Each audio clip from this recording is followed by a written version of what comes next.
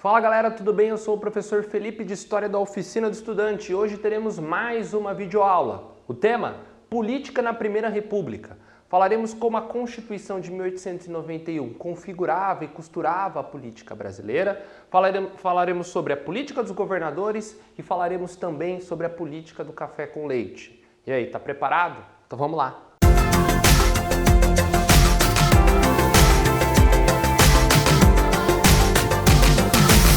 Vamos lá, galera, vamos tratar da nossa videoaula e o tema é Política na Primeira República. Fica bastante atento porque esse tema é muito comum nas provas, também nos vestibulares. A Primeira República é um período que vai de 1889 até 1930. Você pode conhecer esse período como República Velha. E o que eu quero mostrar para vocês é como se organizava a política nesse momento. Quais são os detalhes? Quais são os grupos que acabam liderando e impondo muitas vezes a sua vontade sobre as classes mais humildes? E eu quero tratar com vocês sobre a Constituição de 1891 como um elemento que acabava legitimando as fraudes e também a corrupção durante as eleições. Vou falar sobre a política dos governadores e, por fim, sobre a política do café com leite. Fica bem atento porque vai ser muito interessante. O primeiro ponto que eu quero tratar com vocês é sobre a Constituição de 1891. Bom, essa Constituição foi a primeira Constituição republicana. A gente não pode esquecer que o Brasil só tinha tido a Constituição de 1824, que era uma Constituição que remetia ao período do Império, e assim que o Brasil acaba tendo a República, assim que há a proclamação da República em 1889, há a necessidade da renovação de alguns aspectos políticos e por isso a Constituição de 1891 representava os interesses, a partir de agora, republicanos. Só que esses interesses republicanos não necessariamente trazem melhorias para a política. Muitas vezes, esses artigos da Constituição acabavam legitimando a fraude e legitimando também a corrupção vigente nesse período. E a gente pode exemplificar isso com um artigo da Constituição que dizia que o voto deveria ser aberto. O voto durante a Primeira República era aberto, isso significa que não havia sigilo para os eleitores escolherem os seus candidatos. Todo mundo sabia em quem o eleitor estava votando.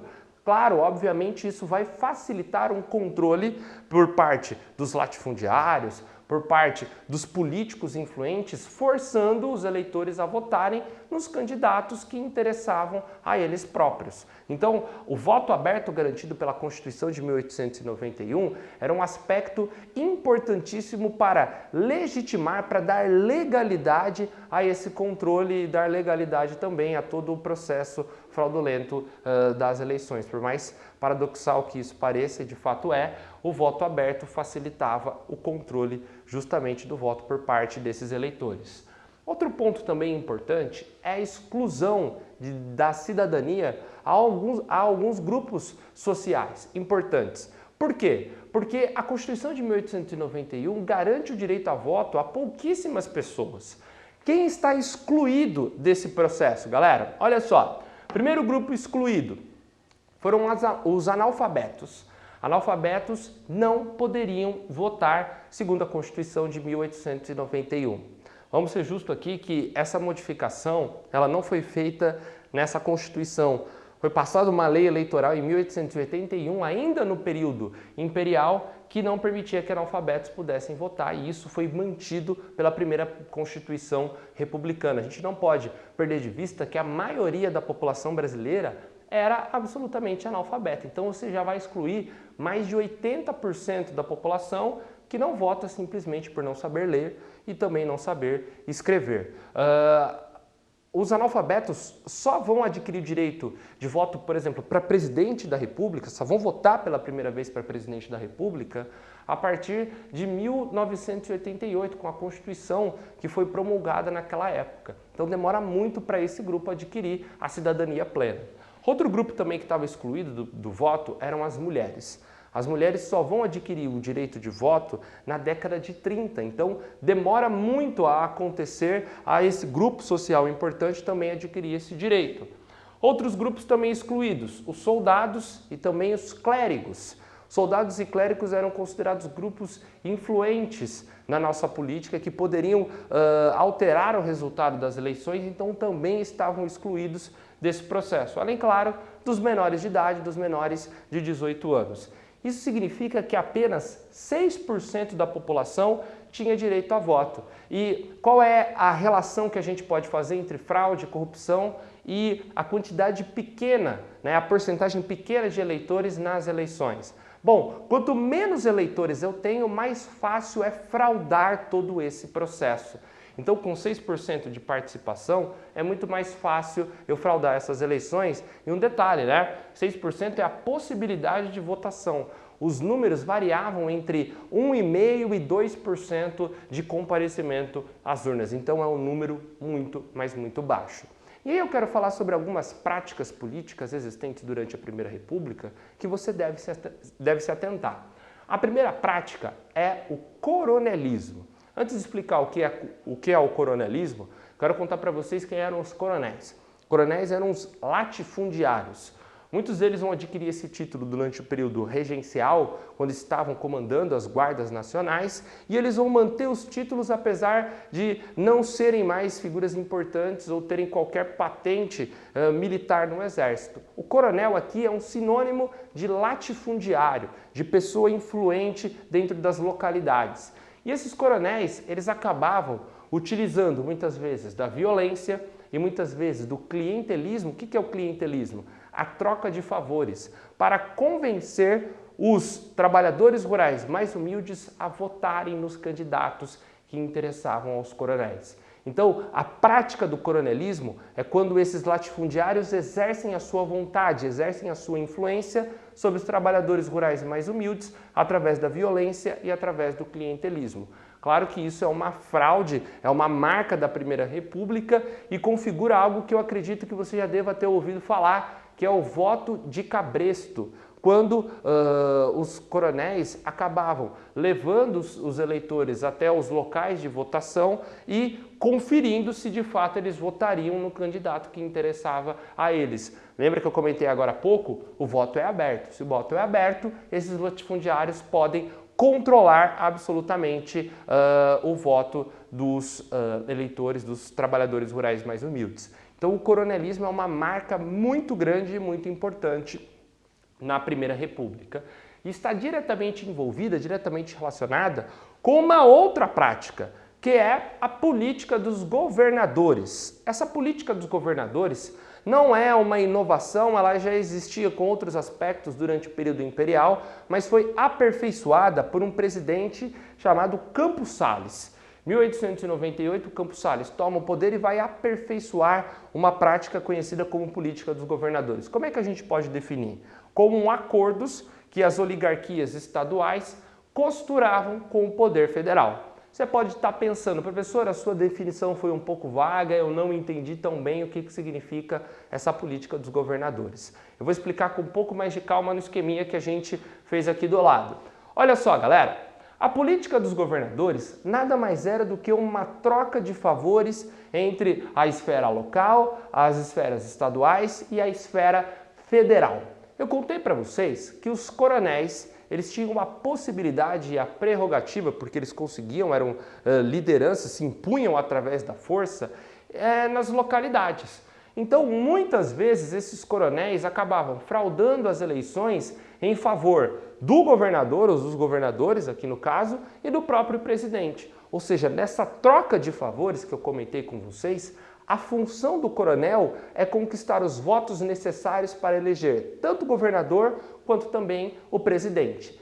Em contrapartida, o governador acabava oferecendo ao coronel poder político na localidade e também cargos pelo qual o coronel poderia distribuir, como delegados, professores, todos esses cargos eram através de nomeações que o governador entregava para esse coronel em determinada região. Então percebam aí que há uma costura muito bem organizada entre o coronel e entre os governadores e também entre o presidente, o que garantia a fraude e a consequente eleição desse governador e também desse presidente. Mas as trocas de favores não paravam por aí. os governadores também faziam concessões ao presidente da República. E como isso era possível? Era possível porque os governadores, eles comandavam um organismo chamado Comissão Verificadora de Poderes. O que é a Comissão Verificadora de Poderes?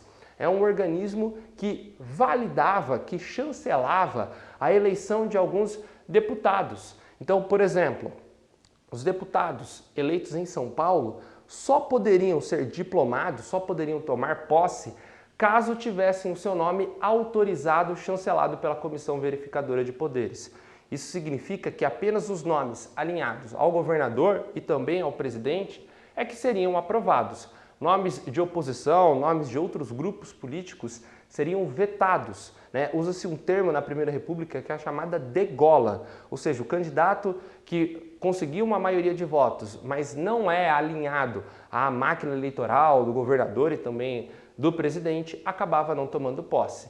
Se existe um legislativo que é alinhado ao presidente da República e ao governador, claro, ele não vai fiscalizar ou não vai tentar criar obstáculos para o presidente da República. Então há um processo de estabilidade política. Em contrapartida, o presidente garante aos governadores um poder e uma autonomia muito grande e também vai garantir verbas ao Estado. Então a política dos governadores, você pode reparar, é uma política de troca de favores entre essas oligarquias, o que perpetuava-os no poder. E por último, eu quero tratar com vocês sobre a política do café com leite. Essa é mais fácil, mas cuidado para não confundir política do café com leite com política dos governadores. Política dos governadores a gente acabou de explicar. Agora, a política do café com leite é o revezamento dos dois principais estados da federação, São Paulo e Minas Gerais, na presidência da República. Isso não significa propriamente que os candidatos tenham nascido em São Paulo ou em Minas Gerais, mas eram candidatos apoiados por essas oligarquias. Esses candidatos acabavam se revezando na presidência da República. Ora vez candidato apoiado pela oligarquia paulista, ora vez candidato apoiado pela oligarquia mineira. E a grande questão que fica é, como São Paulo e Minas Gerais conseguem se perpetuar no poder, revezarem na presidência da República, excluindo outras oligarquias? Muito simples, São Paulo e Minas Gerais tinham um potencial econômico gigantesco, porque eram os principais produtores de café. O café era o nosso principal produto de exportação e São Paulo e Minas Gerais tinham a dianteira na produção. Então os cafeicultores paulistas e mineiros eram os mais influentes.